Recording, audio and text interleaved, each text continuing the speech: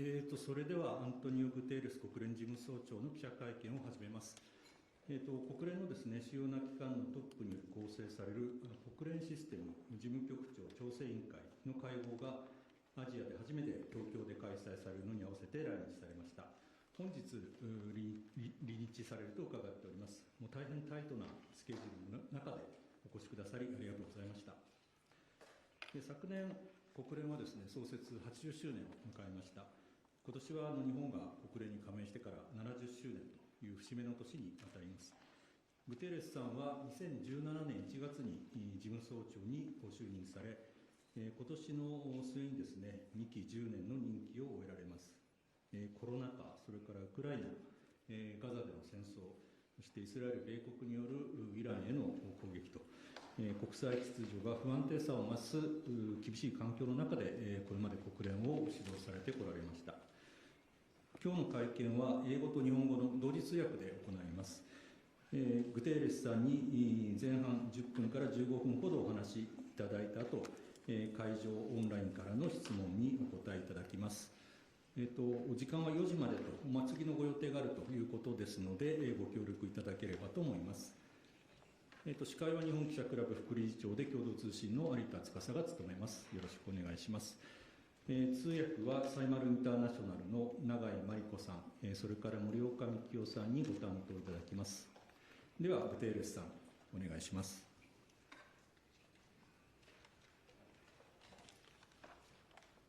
Ladies and gentlemen of the press, allow me first of all to pay tribute to the Japanese journalists. You are a fundamental pillar of freedom of press and a fundamental pillar of the Japanese democracy. And in this, that is my last press conference as Secretary General in this hall, I want to express how much I appreciate the work of Japanese journalists in today's world. Thank you for joining us today. I'm here in Japan on a mission of gratitude and determination. First, gratitude to the government and people of Japan for the warm welcome once again to this beautiful country. 2 days ago, I had the pleasure of meeting with Her Excellency Ms. Sanae Takaishi, Prime Minister of Japan. As I told her, the United Nations is deeply proud of our partnership with Japan. Since joining the United Nations 70 years ago, this country has been a steadfast and generous champion of multilateralism and the power of collaboration and unity.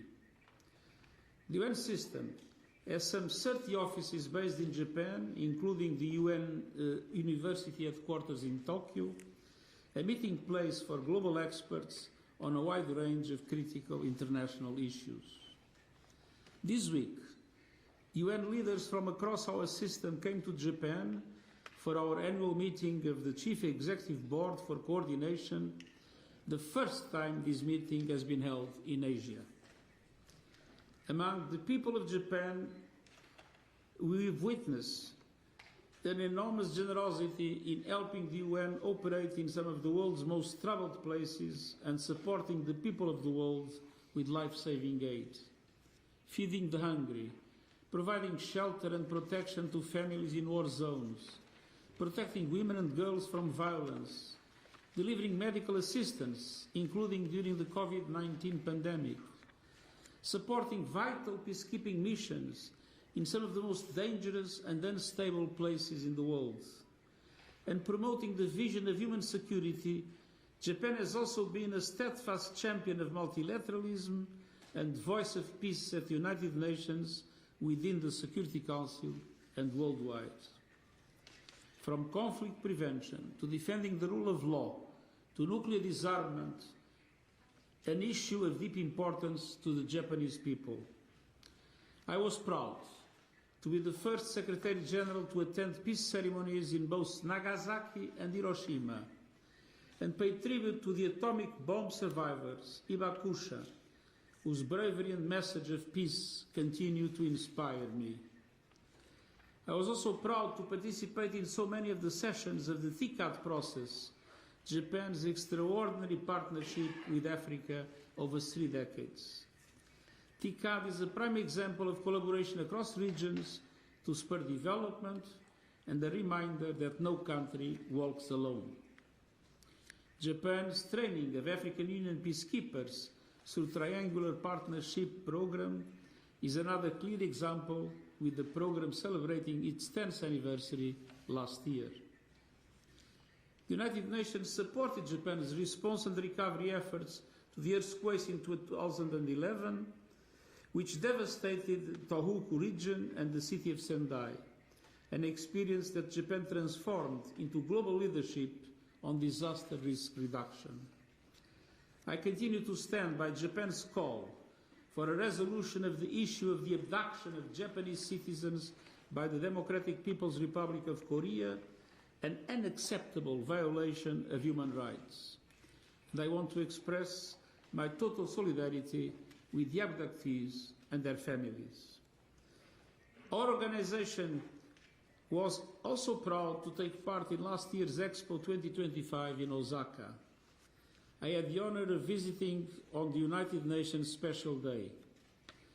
And I saw how the Expo brought people together across nations, cultures and generations around the simple truth: humanity is strongest when we stand as one. This brings me to the second part of my mission: determination. I am determined to ensure a strong UN-Japan partnership for the future. The true hallmark of partnership is revealed in times of crisis. And our world today is rocked by conflicts, climate chaos and inequality. Inflation is rising and the cost of living crisis is deepening, made worse by the conflict in the Middle East, which is sending prices for energy and raw materials, including fertilizers, skyrocketing. It is essential to immediately reestablish the freedom of navigation in and around the Strait of Hormuz, and to end all ceasefire violations and create the conditions for a political solution to the conflict. Mistrust and geopolitical divisions are blocking effective solutions. Countries are flouting international law with impunity. Military spending is outpacing spending on aid, while funding cuts have devastating consequences for the world's most vulnerable people. The Sustainable Development Goals, our blueprint for a better future for people and planet, require much stronger progress. Multilateral development banks are not sufficiently supporting developing countries who are drowning in debt service and facing a lack of financing. We must recapitalize those multilateral development banks for them to have the necessary resources to support developing countries. And world-changing technology like artificial intelligence is progressing faster than the ability to manage it safely. The global problem-solving architecture, in particular the UN Security Council and global financial institutions, are not as effective as they need to be at this challenging moment. In 2024, Member States adopted the Pact for the Future, a bold vision of reform and renewal of the multilateral system. And last year, we launched the UN80 initiative to ensure the United Nations is equipped to deliver for people and for planet in these fast-moving times. With the strong support of Japan, I'm convinced we can weather today's storms and restore global trust in what we can achieve by standing as one. And by implementing the Seville Commitment on Financing for Development agreed last year to supercharge financing for development while providing new tools for effective debt relief. But the most important reform that needs to be established is the reform of the UN Security Council, whose composition does not guarantee the legitimacy and effectiveness that obviously are dramatically affected by the fact that the permanent members have 3 Europeans, 1 Asian, when Asia today has at least half of the world's population, 1 North American, but no African nor Latin America. This is a serious problem of legitimacy and of ineffectiveness, and it's absolutely essential to increase the number of permanent members and to increase the number of non-permanent members to make the Security Council correspond to today's world, to the realities of today's world. And also, we need to reform the global financial architecture to give a far greater representation to developing countries in addressing today's challenges. By continuing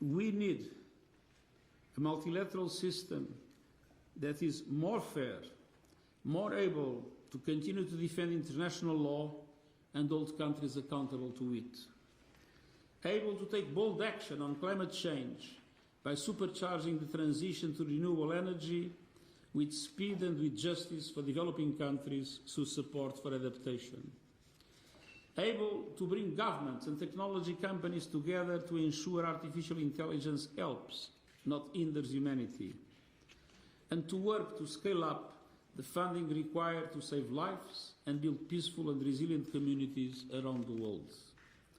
Across all of these issues, Japan can be a strong and influential voice of unity and purpose as we navigate these headwinds. Ladies and gentlemen of the media, the United Nations remains the essential, one-of-a-kind meeting ground to advance peace, sustainable development and human rights. 8 decades after our founding, we can draw a direct line between the creation of the UN and the prevention of a third world war.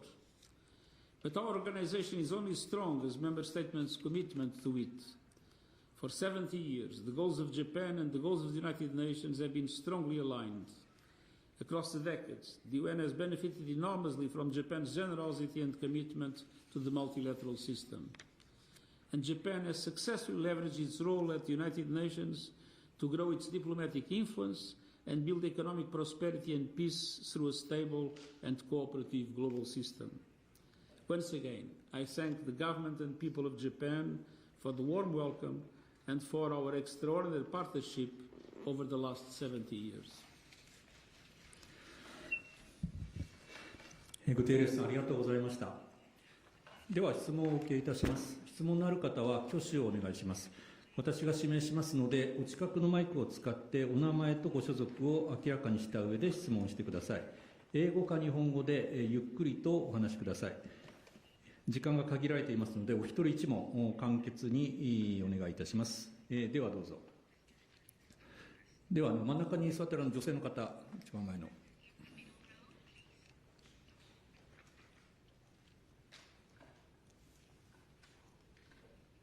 Well, thank you for your speech, Mr. Guterres. And I'm Kiri Mira from Asahi Television. And my question is that there is growing skepticism that international institutions, such like United Nations, can actually prevent conflicts. And also on your speech, you have noted that the United Security Council and global financial institutions are not as effective as they needed to be at this current moment. And you have pointed out that there needs to be a reform in the United Nations Security Council, but how exactly do you plan to reform UNSC? And furthermore, what do you believe that the greatest failure of the United Nations system during your term, and what lessons should your successor learn from it? Well, let me be very clear. It's not multilateralism that is in crisis. What is in crisis is the behavior of superpowers that violate international law, that sometimes create conflicts themselves, and that use their veto power in the Security Council to guarantee their impunity. In these circumstances, it's very difficult for the Secretariat of the United Nations to be able to contain the dramatic increase in the number of conflicts around the world. Because when the bad example comes from superpowers, other middle-sized powers all over the world think that they can do whatever they want without any punishment. And you see what happens in the DRC, you see what happens in Sudan, you see what happens in the Horn of Africa.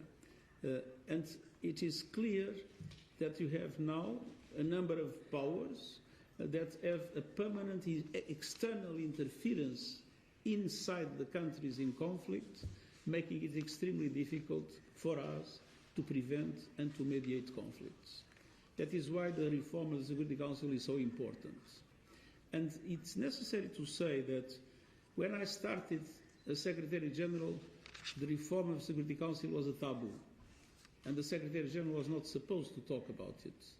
But now we have been defending constantly the need for that reform, and things are starting to change, with even the permanent members recognizing that reform is necessary. And what I believe I have not been able to do, because it's not in my power, was to reform the Security Council, but I will give the advice to my successor to go on fighting, not to be silent, and to claim the need to reestablish justice in the world by reforming the Security Council and, by the way, the international financial architecture. Thank you for your answer. では、こちらの、一番端に座っている方、はい、お願いします。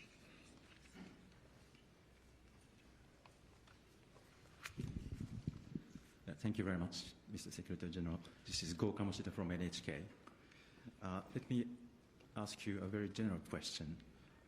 It's been said that United Nations Secretary General is maybe the most difficult job in the world, almost impossible job. But your 10 years term was maybe the most turbulent one, even among the 9 SGs in the history. You had 1 pandemic, 3 major wars, and twice Trump administration. And you still have 6 months ahead of you. So it's very premature to ask you, but how do you, could you sum up your 10 years term in the history of the UN?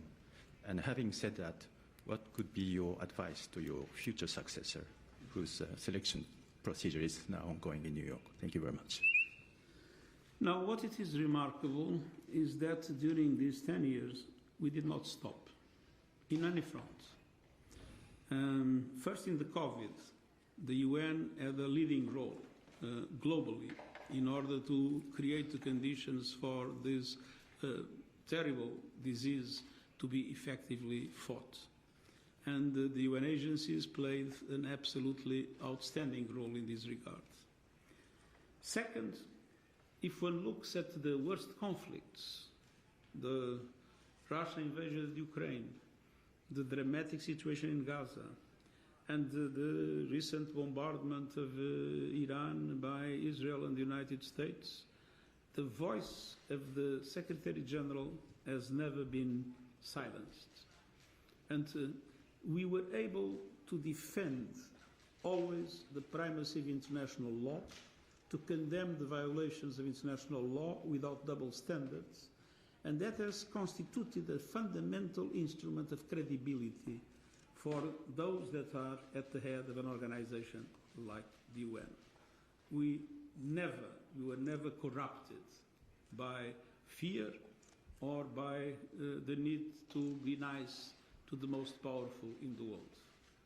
Third, in climate action, I believe it is recognized that the UN has had a very leading role, not only in the COPs, but in our very strong push to reduce the dependency on fossil fuels. And if the war in the Gulf proves something, is that we have too much reliance in fossil fuels, and we must speed up the transition from fossil fuels to renewables. And the UN has been in the front line of defending this point of view against the interests of many powerful in the world. And artificial intelligence, where there was in the beginning the idea that the UN should not be involved, today we have an international scientific independent panel on artificial intelligence elected by the General Assembly, 40 experts from all over the world, men and women, north and south, that will be able to inform governments and the people of what artificial intelligence is producing, what is happening in this world, and what kind of initiatives should be taken to guarantee that it remains a force for good. And we will have the first global dialogue on artificial intelligence in July in Geneva. So we did not stop in any area, and we are now involved in a deep reform of the United Nations Secretariat and agencies. That was the item discussed today here. We were able to give you an idea, and I know our taxpayers are concerned with that. We have reduced 22% of the posts of the Secretariat in the budget of 2026. And we have done it in a very, very effective operation. We have reduced 25% of our troops in peacekeeping operations when we detected that the Americans would not pay more than half of their contribution. And we did it in a planned way, and I would say that probably not many of the journalists around this room detected that we were withdrawing 25% of our troops in operations around the world. So our agencies were dramatically impacted by the cuts in humanitarian aid and in development cooperation. Any agency collapsed? No. The UN agencies showed a remarkable resilience. They reformed themselves, they shrunk, they reduced the number of staff, but they maintained their activity in the support of the people we care for. And so I think it's important to recognize that we live in troubled times, and what you said is exactly true. But that did not intimidate us, and we will continue to fight, and especially to fight for international law, especially to fight against those that violate the law, and then, as I said, use the Security Council to protect themselves, which is absolutely unacceptable in today's world. And I hope, I have no advice to give to my successor, except that I hope that he will guarantee the independence of this function, and it will do everything possible in order to make sure that the United Nations is as effective as possible in peace and security, in sustainable development, and in human rights. Thank you. じゃあ次は後ろの方の方にしましょうか。一番後ろの方、あなたお願いします。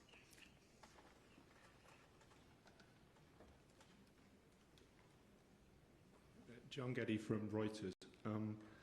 President Trump invited President Xi of China to Washington on September 24th. It may not be lost to you that that also coincides with UNGA. Do you expect President Xi to speak at UNGA, and do you think that that would be significant, given he hasn't spoken in person at UNGA since 2015? Second question, do you think that countries like China and Japan might have to fill the gap in funding that the UN faces if the US doesn't pay up the billions of dollars of debts that it owes? Well, first of all, President Xi is visiting the United States. He is always invited to the General Assembly of the United Nations. And let's not forget that his visit to the United States comes after the visit of President Trump to China, which was a visit in which I believe there was a certain cordiality. There was a belief that tension between the two countries was appeasing, but let's be clear, no major breakthrough was achieved. And so the visit of President Xi to Washington gains an enormous importance. From our side, we'll always be happy to receive him, but of course it's not for me to decide the agenda of the President of the People's Republic of China.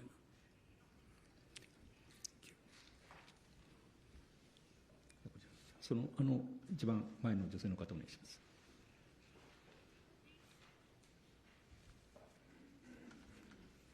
Thank you so much for having me. My name is Okada from the Sankei newspaper based in Tokyo. And you mentioned earlier a little bit already, but with regard to the U.S. unpaid contribution, the United States has paid the United Nations about $160 million this February. On the other hand, the United Nations has said that the U.S. owes over $2 billion to its regular budget.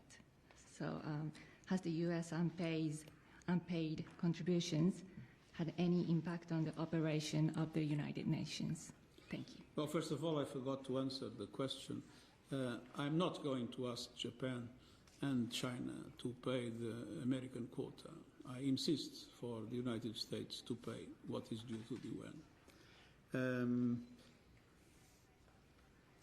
It is clear that we have a meaningful number of arrears. If we count peacekeeping and regular budget, those arrears are above $3 billion. If you count only the regular budget, they are $1 billion something dollars.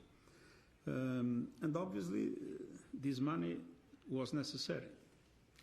And the fact that this money did not exist has translated itself, as I said, not in the collapse of the organization, but we had to shrink, we had to reduce our activities, and the price was largely paid by those that received assistance from the UN, which means there is more hunger, which means there is less vaccination, which means there is less support to water and sanitation, which means more people die.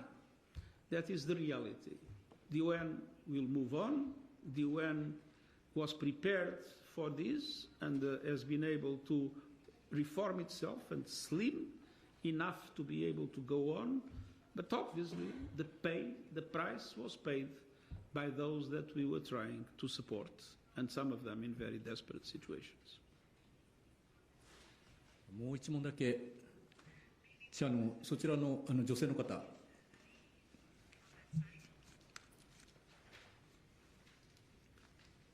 Thank you. My name is Kaori Shitamichi from Kyodo News. My question is about a review conference of NPG taking place in New York. In this review conference, what are your expectations for treaty's members and also the country with nuclear weapons? I participate in the ceremonies of Hiroshima and Nagasaki. And I visited Hiroshima twice, and I visited Nagasaki twice, and I visited Hiroshima probably 4 times. And I was always extremely, extremely impressed by the testimony of the Bakusha. And I believe that they have, and Japan has, an enormous moral authority in matters of disarmament and non-proliferation. Unfortunately, we are witnessing a situation in which nuclear arsenals are being increased or modernized, and a situation in which the non-proliferation is at risk. So, in relation to this conference of non-proliferation, our objective is to guarantee that the review effectively takes place and that the principle of non-proliferation is recognized by all the members. Because if we start multiplying the possibility of countries to have nuclear weapons, we enter in a world that is an extremely dangerous world. Disarmament is also another fundamental component, because the two are two faces of the same coin. We need non-proliferation, but we need progressive disarmament. And unfortunately, that is not taking place at the present moment. Thank you, Mr. Guterres. 非常にたくさんのですね、たくさんの方の手が上がっている中で本当大変恐縮なんですけども、時間が非常に厳格に守られておりましてですね、グテーレスさんも次のご予定があるということですので、これでこの会見を終わらせていただきます。グテーレスさんも今回が最後というようなことをおっしゃってましたけども、ぜひ今後もですね、何度もこちらの方に来ていただくことをぜひ期待しておりますので、よろしくお願いいたします。では、グテーレスさんに拍手をお願いします。それではグテーレスさんが退席されますので。Terribly sorry that I have to leave, but I have an audience with His Imperial Majesty, and so I think, unfortunately, I cannot stay for longer. But I would love to stay the rest of the afternoon in this very interesting discussion. Thank you very much for your questions. Thank you. 会場の皆さんはですね、グテーレスさんが退場されるまで席を立たないようにお願いします。